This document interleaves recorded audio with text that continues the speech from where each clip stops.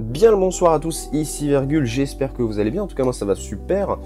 Je sais pas si vous avez remarqué, mais je fais un petit cosplay de l'ermite moderne, hein. Dites-moi ce que vous en pensez. On laisse un peu pousser, hein. Qu'est-ce que vous laissez comme ça. Oui, j'ai le même polo que dans une autre vidéo, mais c'est normal, je tourne les vidéos d'affilée. Voilà, ça c'est pour les petites précisions. En attendant, on va parler d'un petit manga et je vais encore une fois faire une exception à la règle, mais bon, ça va devenir une habitude sur cette chaîne, il n'y a plus de règles du tout. En ce qui concerne ce dont je parle chaque semaine. Et étant donné qu'il y a certains mangas que je préfère garder pour une virgule lecture en bonne et due forme, je vais, je pense, parler de certains d'entre eux chaque semaine, tome à la sortie de leur tome. Et en l'occurrence, cette semaine, on va parler du dernier tome sorti de My Hero Academia, j'ai nommé le tome 30. En attendant, générique.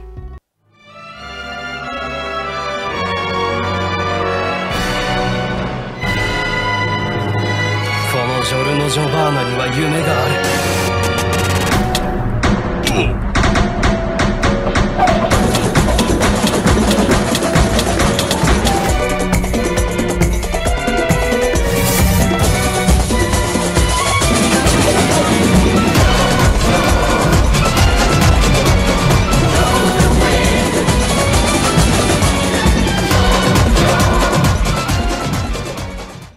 Alors déjà, comme vous pouvez le voir ici, on est sur la couverture collector qui est fait par Jorge Jiménez, Georges Jiménez, dans la langue de Molière. À savoir que j'ai beaucoup aimé, j'ai loupé l'édition collector du tome 26, je crois que c'est voilà, celle-là qui était très stylée par Ryan Stegman, qui a fait Venom, voilà, donc je lui mets une petite fiche. Si vous aimez Ryan Stegman, il a fait l'Absolu Carnage. Et moi j'aime beaucoup ce genre d'initiative, parce que bon, pour la poule aux œufs d'or de Shikyun et même du Jump, c'est très cool de voir un petit peu le monde du comics et du manga s'entremêler, parce que c'est un peu le but sur ma chaîne, c'est de vous montrer, pour des lecteurs de manga ou de comics uniquement, que l'autre côté du miroir est très sympa. Donc rapidement, sur cette édition collector, on avait un coffret avec le cinquième... Alors attendez, je me gourre. Le cinquième roman dont tout le monde se fout. Désolé, mais c'est un peu vrai. Nous avions aussi un petit stand acrylique. Alors mon stand acrylique, il est là-bas, il est loin. Il est loin, mais pareil, c'est un petit truc sympa. Mais voilà, moi le truc qui me fait le plus kiffer, c'est Lex Libris, qui est trop beau. Regardez comme il est beau. Il est vraiment très classe. Donc voilà, mais bon, la plupart des gens, je pense, prendront cette édition collector pour la couverture de Jorge Jiménez. Mais sinon, la couverture de base fait très bien le café. Aussi, je vais bien évidemment parler du tome 30 et je vais bien évidemment spoiler. Même si je vais essayer de ne pas trop spoiler, d'ailleurs il n'y aura pas de spoil dans les images que vous voyez ici, hein, bien sûr je fais attention, à moins que voilà, s'il y ait spoil, je le dis et en description et ici, mais voilà, il y aura des légers spoils, donc bien évidemment je pars du principe que vous connaissez déjà un petit peu la tournure des événements, il n'y aura peut-être pas de spoil ultra majeur, je vais pas non plus parler de choses qui n'ont rien à voir, mais voilà, il y en aura, donc je m'en excuse. Donc regardez cette vidéo si vous avez du coup déjà lu le tome ou si vous vous en foutez d'être spoilé, ce qui peut arriver. Donc petit résumé rapidos des événements, même si comme je l'ai dit je pars du principe que vous savez déjà ce qui s'y passe.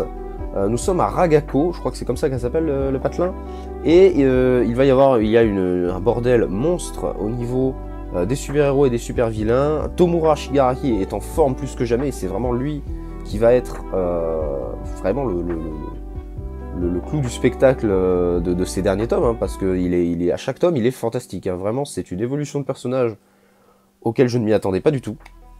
Donc vraiment Tomura Shigaraki, très bon personnage que je pensais pas autant développé, voilà, c'est le mot que je cherchais, je pensais pas qu'il allait être autant développé au fil des tomes, je pensais que ça allait être un méchant mais sans plus. Et on voit vraiment que plus le temps passe et plus on voit que c'est le miroir de Midoriya, vraiment l'alter ego maléfique, entre guillemets, vu que All for One représente un petit peu le mal, le All Might inversé quelque part, tout est dans le nom, hein, All Might maîtrise le All for One et le One for All de l'autre côté, enfin voilà, vous avez compris, c'est un peu une affaire de miroir à la Naruto. Même si avant ça, dans My Hero Academia, il y avait une espèce de, comment dire, de moment un peu latent, on va dire, un moment que j'ai pas trop aimé, c'est tout l'arc avec Overhaul, qui pour moi était assez poussif, et même s'il vendait des bons trucs, il y avait tout le délire avec les Yakuza, cette espèce de criminels old school qui se heurterait aux super vilains.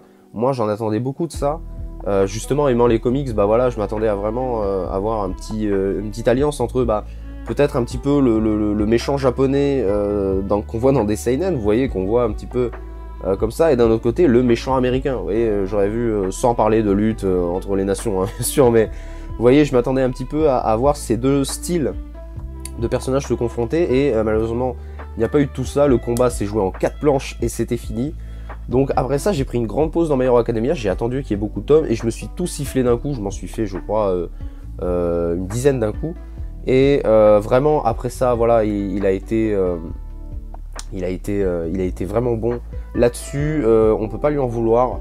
Et ce qui m'a surtout donné envie de reprendre ma lecture, c'est le dessin, parce que je le dis, je le répète, je crois que je l'ai déjà dit dans une autre vidéo, mais Kohei Horikoshi est un monstre en dessin.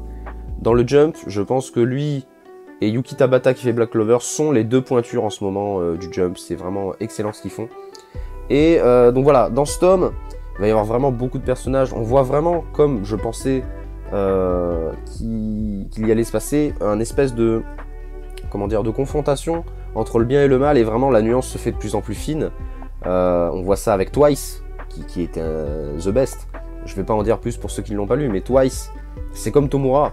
Je m'attendais pas à un tel développement d'un tel personnage, je m'attendais à quelque chose d'un peu moins, voilà, mais en attendant, Twice est très très bien développé, et ce qui lui arrive ne fait que amplifier le fait qu'il se soit un personnage bien développé. Pareil pour Himiko, Toga. Je crois que oui, Himiko. Toga, j'ai un doute sur Toga, mais c'est Himiko. Himiko, pareil. Pareil, Himiko, non content de ce que les gens veulent en faire sur Twitter ou Instagram, ce qui est juste une bombe à cosplay ambulante, parce que oui, elle aime le sang, parce que si, parce que ça. Arrêtons à un moment, voilà.